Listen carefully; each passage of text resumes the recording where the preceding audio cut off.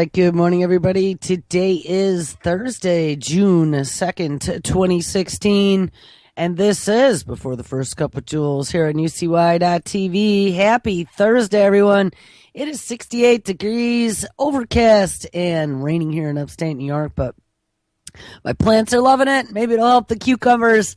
Where do we leave off? Yesterday, we titled the show Federal Microbiome Initiative, DOE, NASA, National Institute of Health, National Science Foundation, and Bill Gates.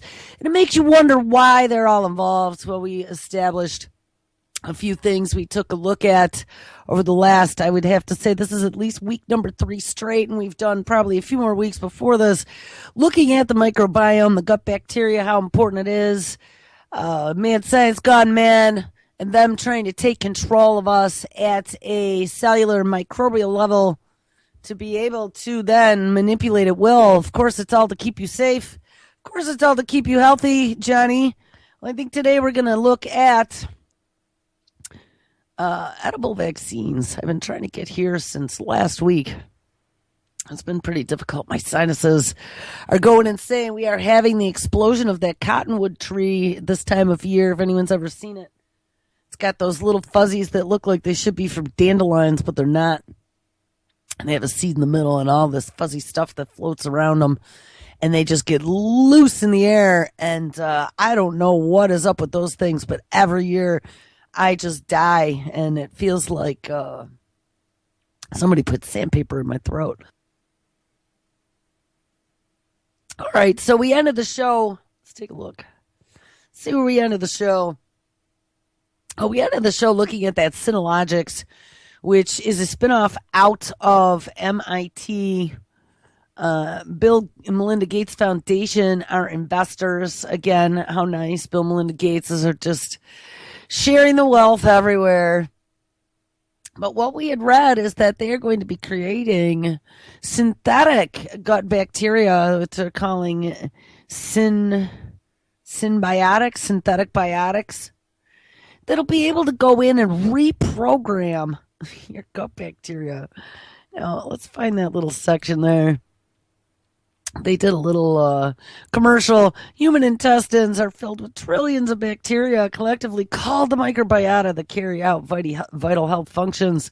Synologics, synthetic biotics that come in capsules, liquid suspensions, and other dosage forms that can be taken regularly, augment the microbiota with new metabolic capabilities, new and improved, or complement lost functionality in the organs such as the liver. And once you get into the gut, the bloodstream, you can affect the communication through that vagus nerve.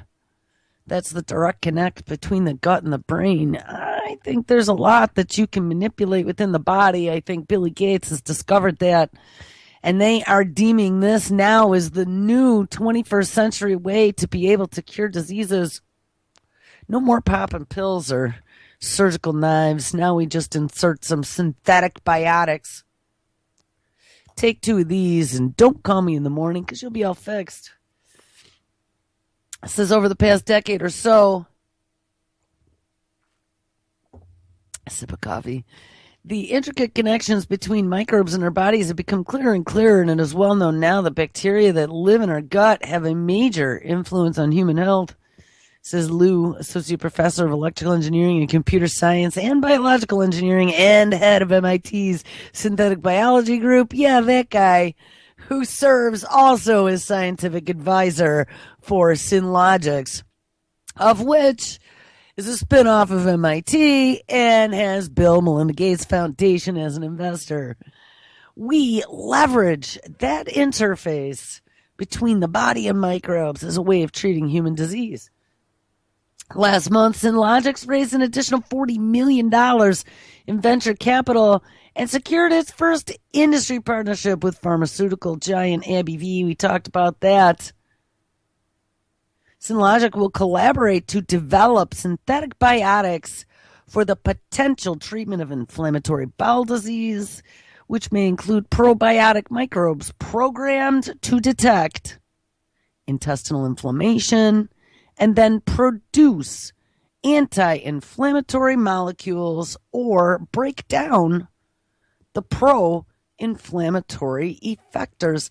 So just like we had these search and destroy synthetic immune systems that they were talking about, they're now looking to have a search and destroy or create, right? Those are the little molecular machines we're talking about here. If we can put intelligence into a bacterium, and they do have some basic intelligence, but they can program them just like an application now and set them out to search and destroy, to, if then statements. If you detect L3, then produce whatever the inflammatory substance they need would be, I would assume. How frightening is this? Because like I said yesterday, they could program the synthetic biological stuff that they want to put into it. They're calling them now biologics, right? We ran across that. Biologics are protected against copyright infringement in the final TPP documents. They're going to allow generics, right? It was such a big deal. Oh, generics, yay. We'll let you produce generics, but we are not going to allow you to reproduce biologics. And no one really understood what biologics were. Well, we do now. 21st century medicine, mad science gone mad, programming synthetic organisms to then go within the human body. And we found out yesterday, reading that whole fact sheet on the microbiome initiative from the White House, that they are talking about beyond the microbiome in the body. They're talking air, water, soil, and in our environment, they're going to take control of all of it. Department of Energy, Department of Agriculture, Department of National Institute of Health, NASA, in space. They're also going to control the space microbes. I mean, guys, they are completely taking over all biological life and putting it under their control. And the second that they start inserting something synthetic that they programmed to quote unquote treat you after their definition, their DSM, let's say, has diagnosed you as mentally deficient or not quite up to task as per their definition. So they're going to give you some of these biologics to help with your mental disorder. I mean, we've looked at that as well. There's, they did personality transplants with mice already. They found that there's a direct connect between stress, depression, and your gut microbes. It's not too far of a stretch. And we saw yesterday Google's Verily, where Tommy Insel he had been former director of the National Institute of Mental Health up until October, went to Google, and he's in the Verily division, wanting to cure mental illness. And we see that Verily has a posting out there for a job looking for a microbiome specialist. So put in a seatbelt. There's actually, here, we'll even look right here. Anxiety and depression caused by stress linked to gut bacteria living in the intestines, says scientists. I mean, and we've seen this over and over and over and over and over again. We've shown for the first time in an established mouse model that anxiety and depression, in a mouse model of anxiety and depression, that bacteria play a crucial role in inducing this, and here we go, ding, abnormal behavior. Okay, they are defining now what the baselines are.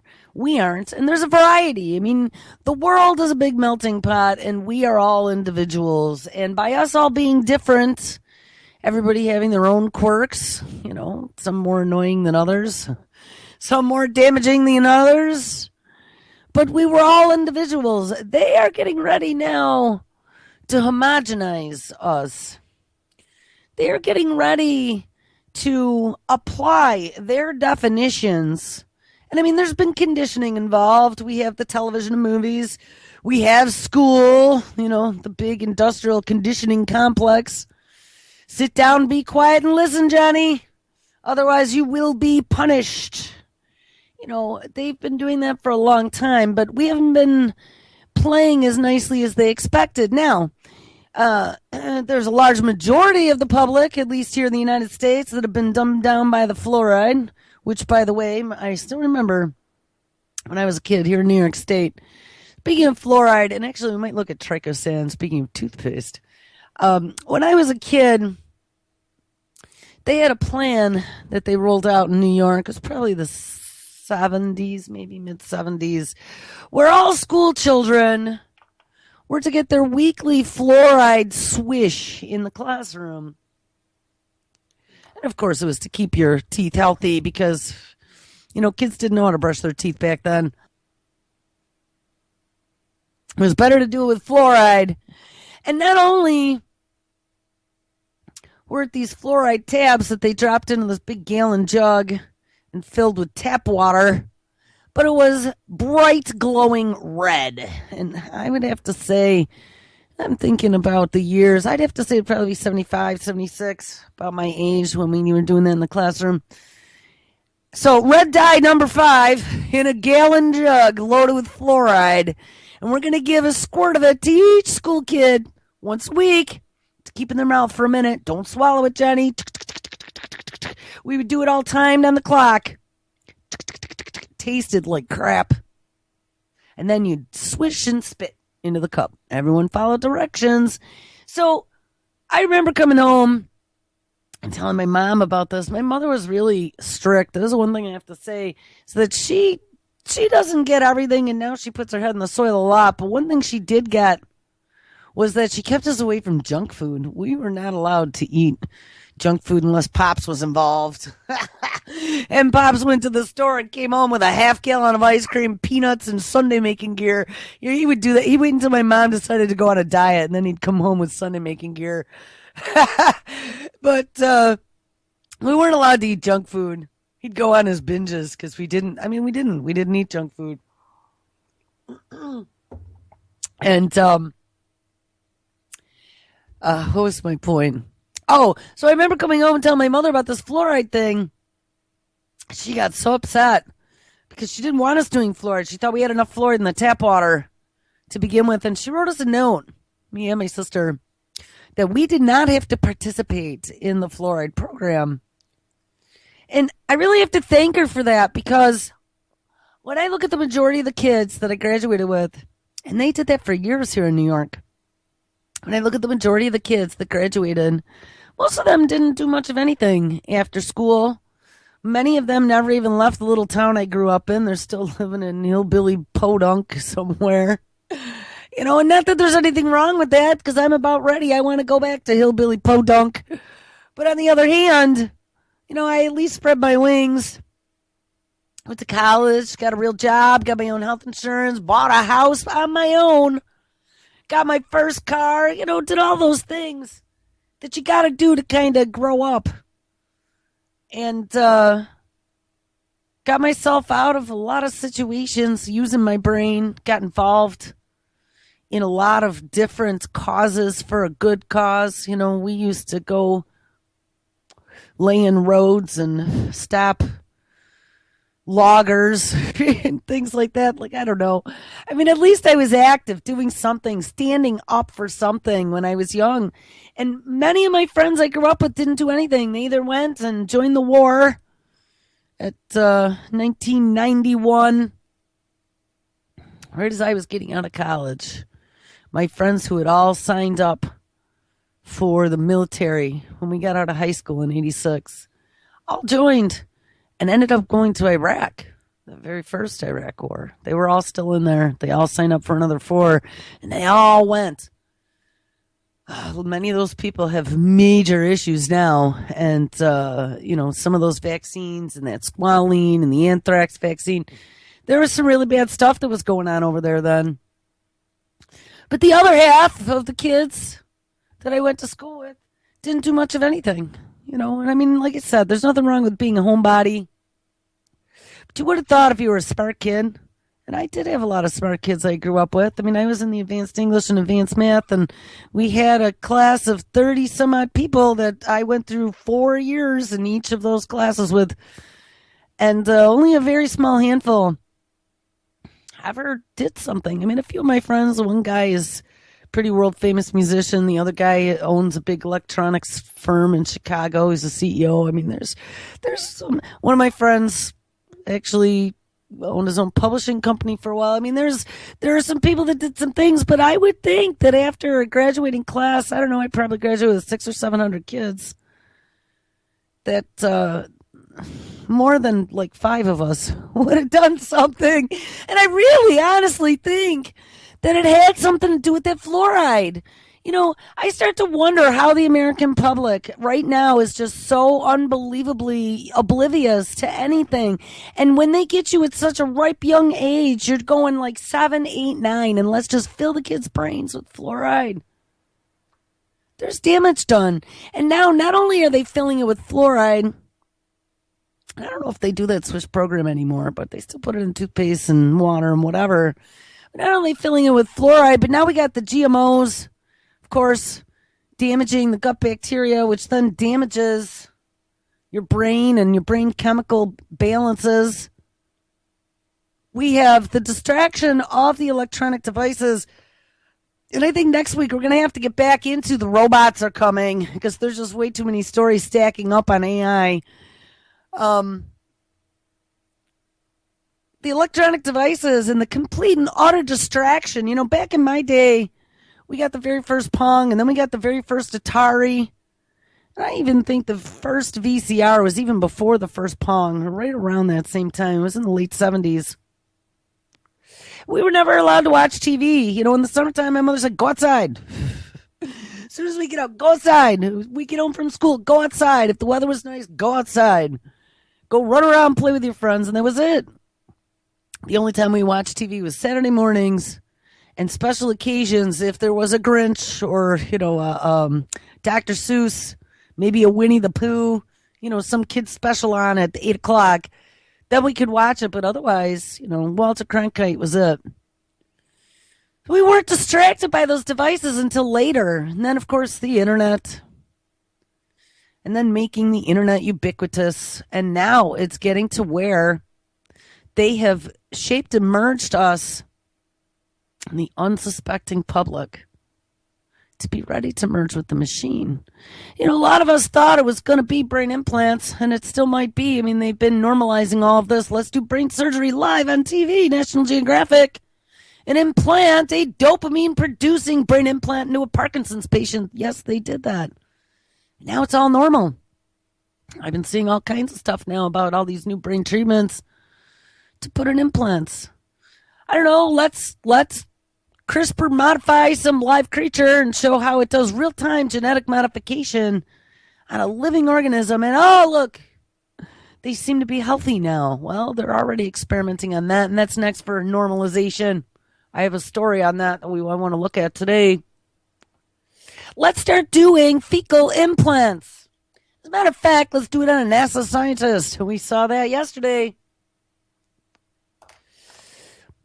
Not talking anywhere in the article about how potentially it can change your personality. We did find out that they did mention, though, that, you know, the guy who replaced his entire microbiome by a donor by swallowing that fecal pill and smearing different body bacteria from this other person all over parts of his body. It's pretty disgusting sounding experiment. But we found out they did mention that his taste changed a little bit. He was never a sweet person, so I'm assuming he was a sour person. I'm one of those sour people. I like sour.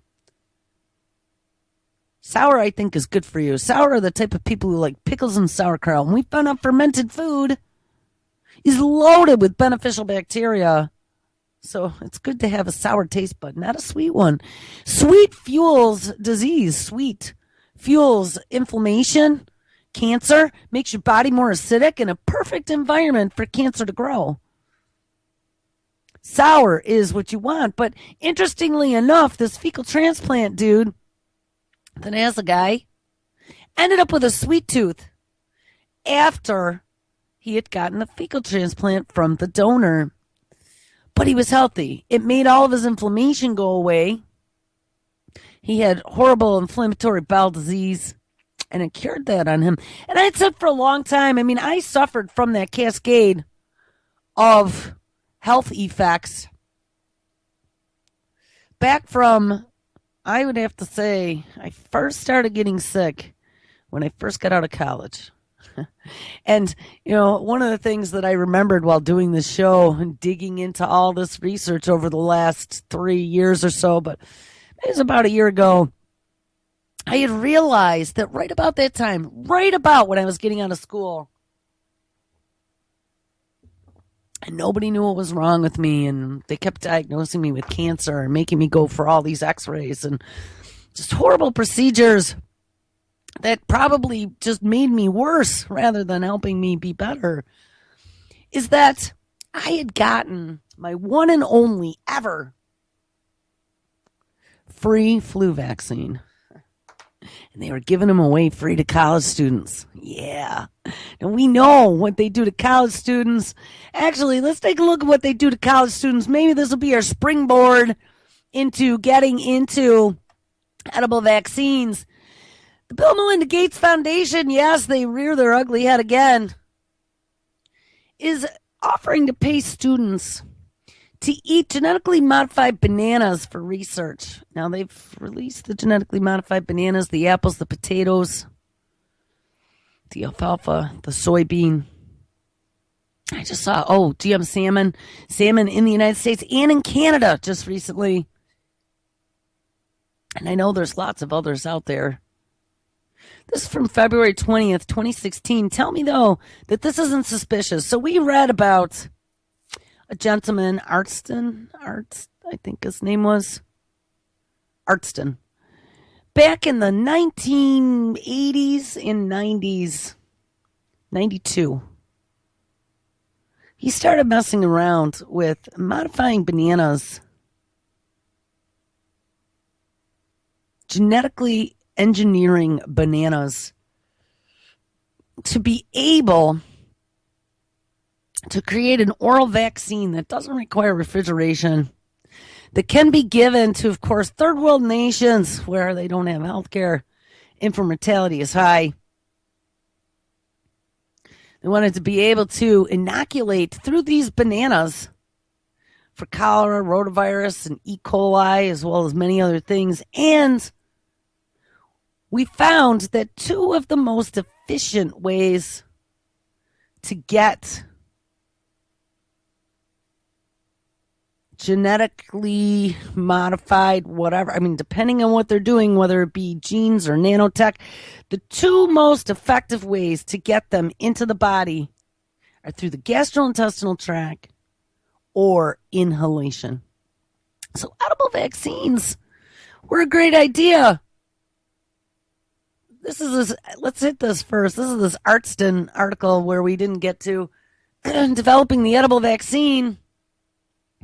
The trick with an edible vaccine is convincing a plant to express the genes of a foreign organism. And we tied this into the beginnings of the evolution of what they did with the tobacco plant, right? We had DARPA in with Texas A&M and a lot of the tobacco producers. I think it was Philip Morris. But R.J. Reynolds just signed up, I think. They bought or were part of them were purchased by a biopharma company as well. They're all in cahoots. There's all kinds of money now to be creating vaccines and genetically modified plants. And this is by forcing the plant to do the work for you, just like they're doing to bacteria, and the energy department is doing that as well. Forcing the plant to do the work for you, genetically modifying it to then spit out and produce the desired end result. It's the same process they're talking about utilizing in these synthetic biotics. Programming the bacteria to detect and then produce through, if it sees that you have, L3 inflammatory molecules, oh, let's eat those inflammatory molecules and produce anti-inflammatory molecules. It's creating a molecular machine. This is a plant machine. But we are enslaving. We're enslaving life. Look at how they're already enslaving life. You don't think we're going to be next? We're the top of the food chain. They're already doing it to the bottom of the food chain, and now they're moving up to plants, and they already got cyborg roaches and moths. They got cyborg rats with implants that they can steer with a joystick. How long do you think it's going to be before we're next? Except the funny part of it is we're never going to know what happens because they can invade us Trojan horse-like. We've talked about that over and over again. That's exactly how they explain it too.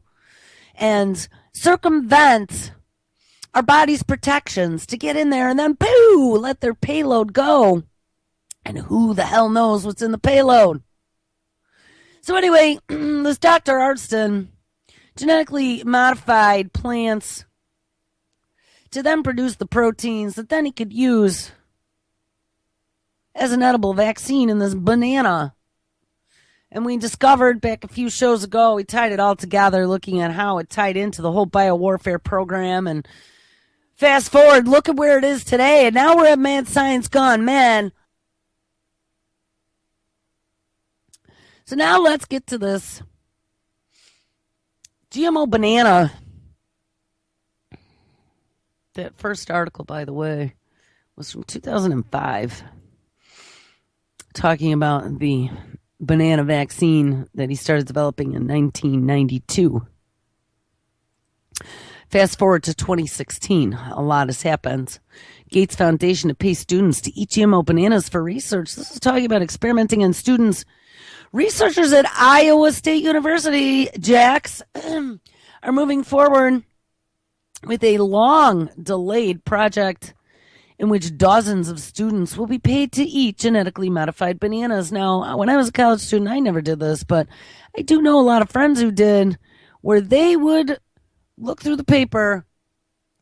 Most of my friends would sign up for psychology experiments, where they would go in and do things like the, I was going to say the Rorschach test, but no. Like, go in and do things like the Milgram experiment and get paid for it. I always worked 3 jobs, and I liked waiting tables anyway because tips were good. But, when you can talk, tips are good. If you got a personality and you don't drop things, tips are good. So I didn't have to go sit in a room and pretend to be a guinea pig or a mouse in a maze. But some of my friends did. Well, I guess that hasn't changed. This appears to be one of those university experiments. According to the Des Moines Register, the bananas were created by an Australian scientist, and there is a lot of mad science going on in Australia. I really think that's our new offshore mad science division. The bananas were created by an Australian scientist and contain a gene that is supposed to, of course, again, help those poor people living in poor regions of the world, this time in Africa, make vitamin A. That's strange. What if they ate too many bananas? Vitamin A can be toxic. It is not water soluble. It builds up in the liver, and it can cause a toxicity if you have too much. You have some little kid who gets out and binge eats the vitamin A GMO banana. What's going to happen to him? I don't know. Just thinking. This project to test these GMO bananas on college students is funded by the Bill and Melinda Gates Foundation and would pay each student $900 for being a part of this test. Now, I got to tell you, even though I never went to any of those psychology experiments, I did used to on a Sunday when I was kicking back in the lounge, having my cup of coffee. I would get the Sunday paper every Sunday, even when I lived in the dorms. And I would look at the experiments going on. And you know what? They didn't pay $900. Not even back in 1988, they didn't pay $900. I highly doubt that is an average cost. So why $900, you ask? Well, that's a very good question. Why would you pay college students to eat these newfangled bananas that, I don't know, are they safe? $900. Well, food science professor Wendy White, who is leading the Iowa State University end of the trial, says that the project will take place sometime this year after already being delayed for 2 years. According to the Des Moines Register, quote, in the summer of 2014, Professor White's team sent an email to the Iowa State University students seeking a dozen female volunteers for the study. Now, I'm going to tell you something. When I hear Bill Melinda Gates, I hear Africa, I hear female volunteers, and we know that they've already created edible banana vaccines back 20 odd some years ago. I see alarm bells, ding-a-ling-a-ling.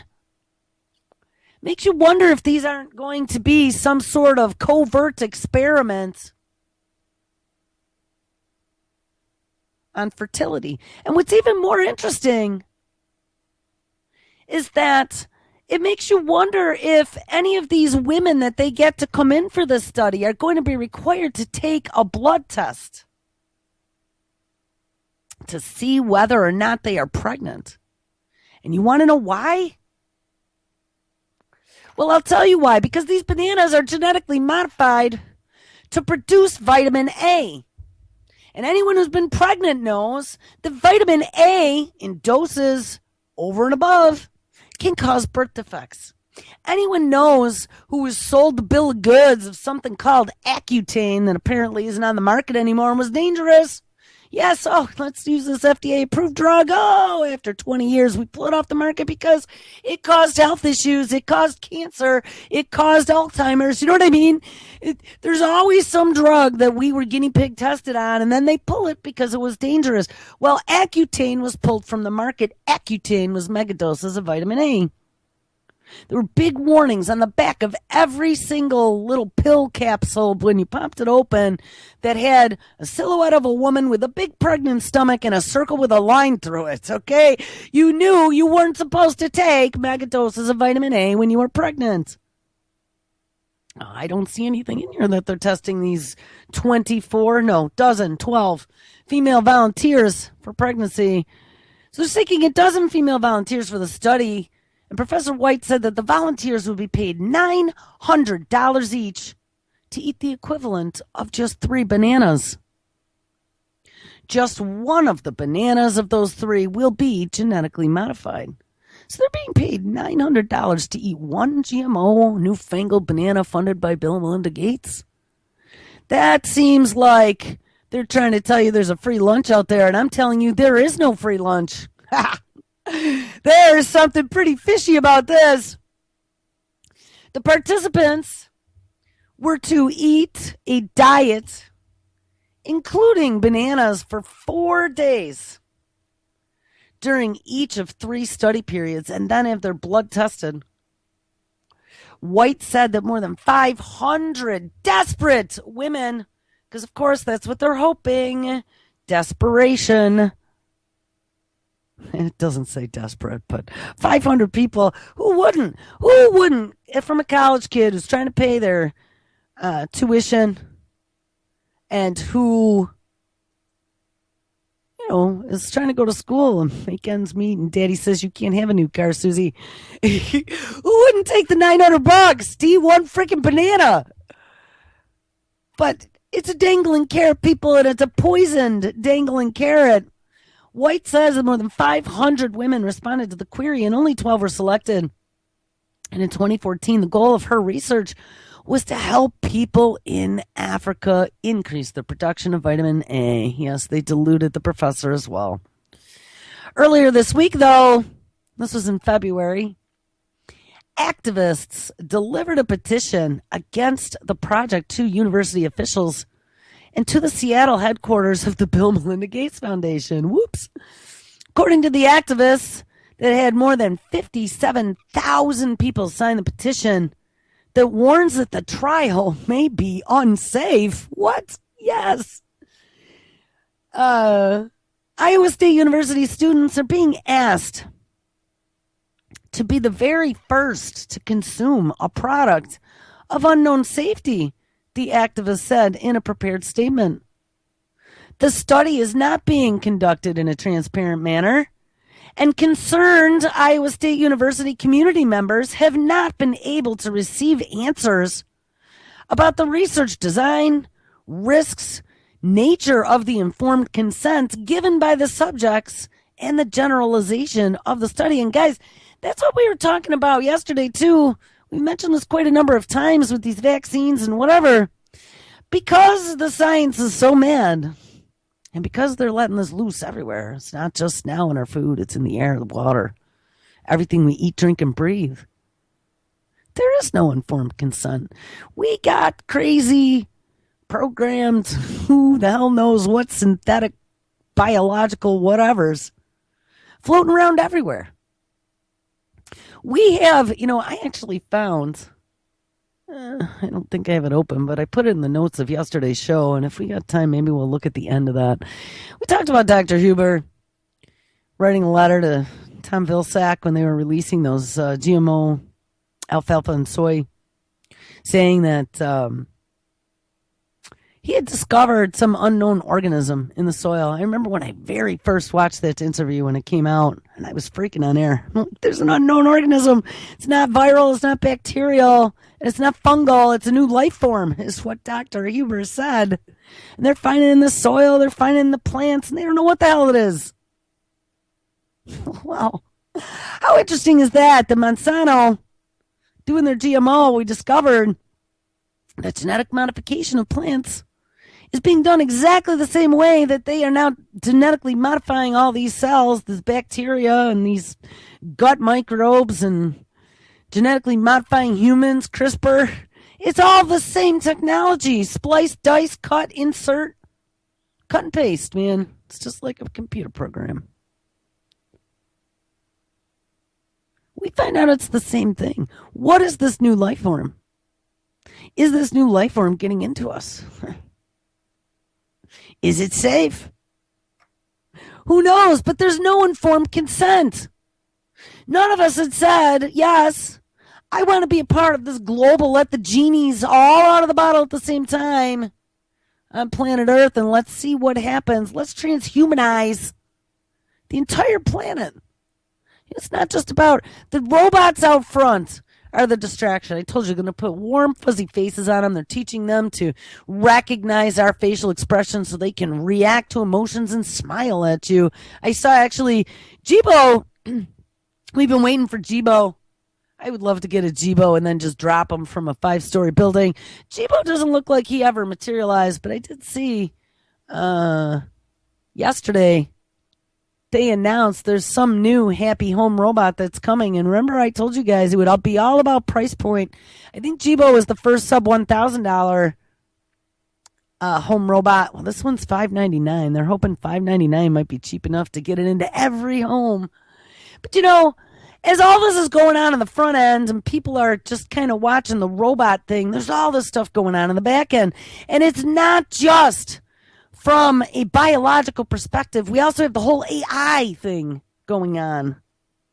And don't think that artificial intelligence, cloud computing, synthetic biology aren't all going to merge here, because they are.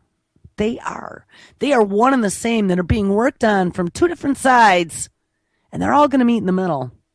We have lunatics on all sides working on this. Anyway, back to these bananas. So these protesters collect 57,000 signatures.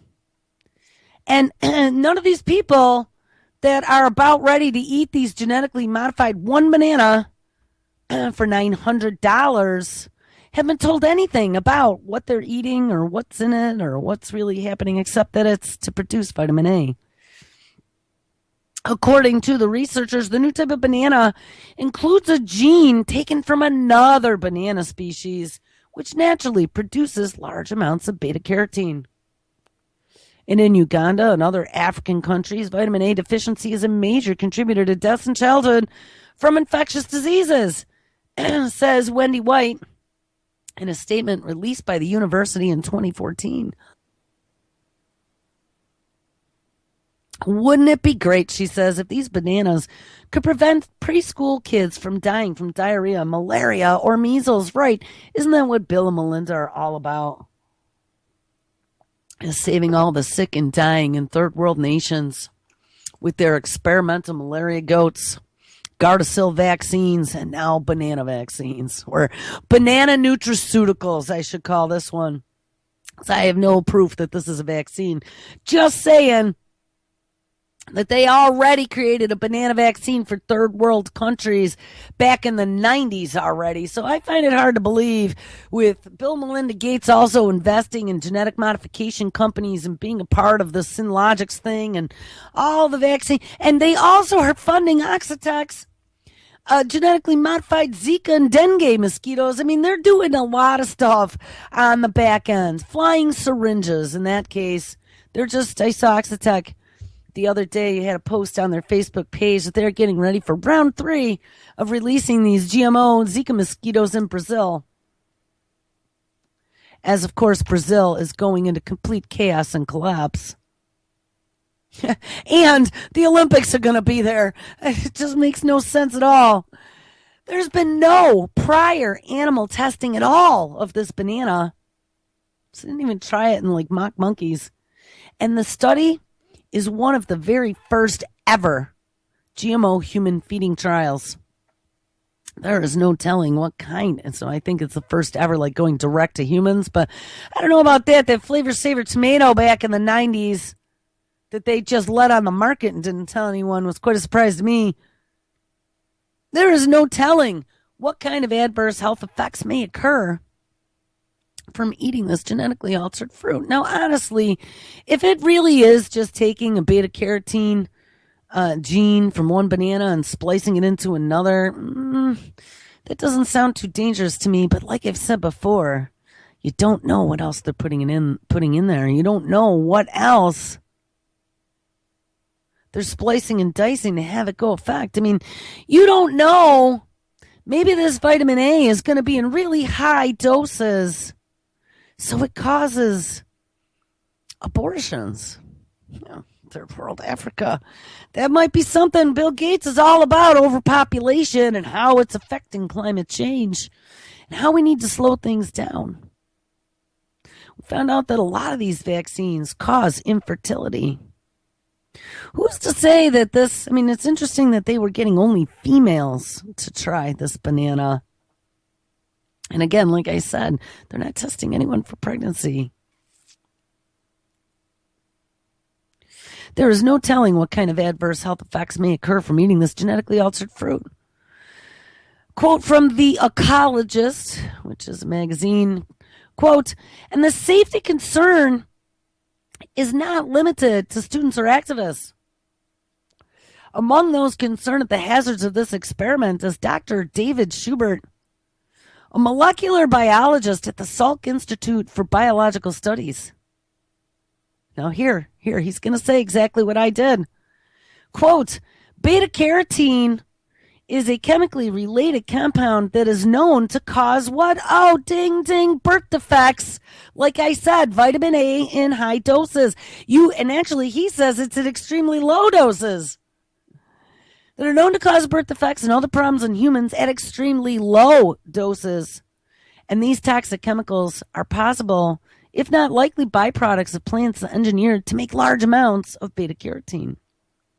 Since there is no required safety testing of the banana or any other GMOs, ding, ding, there is no safety testing required of any other GMOs. And we've talked about that at length.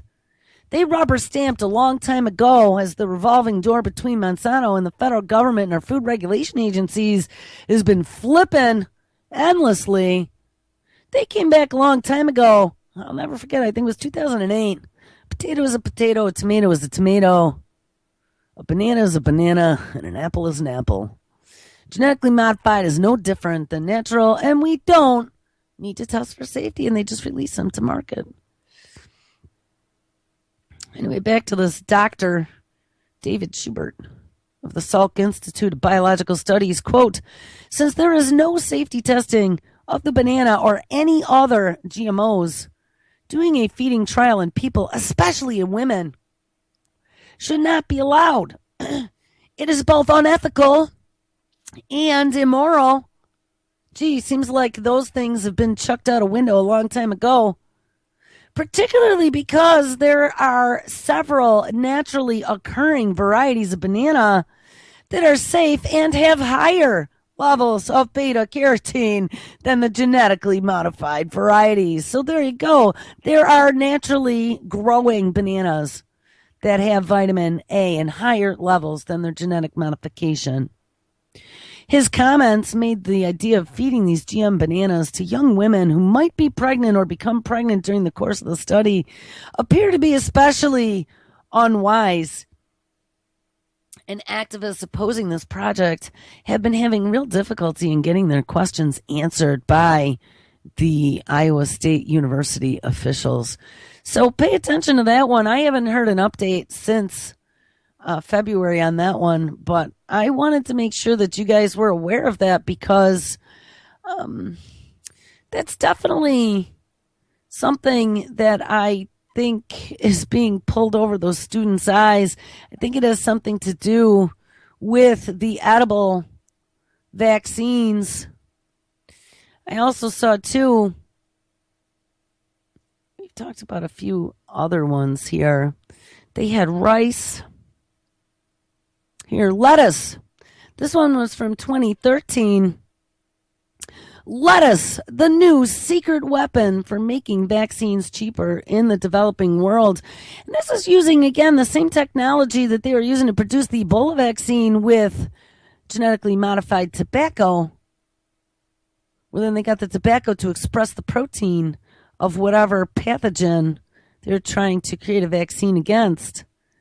Well, instead of using tobacco, they're using lettuce, and they're getting it to suck up whatever antigen they need so then you can eat it and be inoculated. In a brightly lit lab in western Philadelphia, rows and rows of tiny lettuce plants are sprouting in clear containers, stretching their thin roots into a clear, growing liquid, like they're almost doing an aquaponics in a jar. Located within Penn School of Dentistry, which I find that kind of odd. The lab is run by Henry Daniel, a professor in the Department of Biochemistry and Pathology and director of translational research. Daniel wears a colorful DNA helix tie, and his lab seems abuzz with lights, ventilators, and his energy. He hopes that lettuce can become a quote-unquote secret weapon. That's what I'm saying, people. Not in a good way. Secret weapon in dramatically changing the production of vaccines and other drugs. Let's drug the population through the food supply. We have found all the chinks in the human armor. We found how to genetically modify and put organisms within the food that can then go in and find the cracks in cells and then go in and self-replicate inside the cells to genetically modify the organism. We've been doing it in animals. We've been doing it here and there in humans without telling anyone wink. Now it's time to come up with all kinds of foods that we can do this to. Danielle's passion for his research was inspired by his life experiences. Of course, he grew up in India and saw children die of cholera. Danielle is attempting to make vaccines and medications cheaper and more accessible for people in countries like his native India. Yeah, Bill and Melinda Gates focused there as well. And who even knows, this might have some connection. I'm sure genetically modifying lettuce at the University of Pennsylvania probably has some connection to DARPA. DARPA's been doing a lot of different research there, or at least funding it, as well as funding these universal-esque vaccines. Daniel uses a gene gun to fire human genes into plant cells. Yes, human genes into plant cells, transgenic plants. Then the plant genome captures the human gene. In this example is insulin. The lettuce leaves carrying the insulin will then be dried, turned into capsules, and then the insulin can be taken orally as a pill rather than by injection. So what role does lettuce play? Well, if we take insulin directly orally, we have enzymes in the stomach which will degrade the protein. Insulin is a hormone, which is a protein, and it will never, ever reach the bloodstream. So any plant cell has a cell wall that protects this protein from digestion, and it will be safely taken into the gut where we can then circumvent and it will be absorbed. Daniel's lab also produces vaccines against infectious diseases. For example, polio, tuberculosis, and malaria, and the production method is very different from what is currently available. Take polio, he says.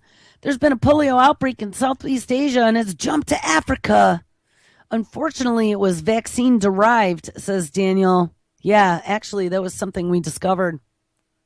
That a lot of the people that were inoculated by polio are actually spreading it. There are some people whose bodies never were able to kill the polio. And so for 30 years, they've been shedding that virus and spreading it around the globe anywhere they go. So he's saying that outbreak in Southeast Asia was actually vaccine derived. He added that the outbreak was blamed on vaccine storage because correct refrigeration was not provided and the virus in the vaccine had mutated.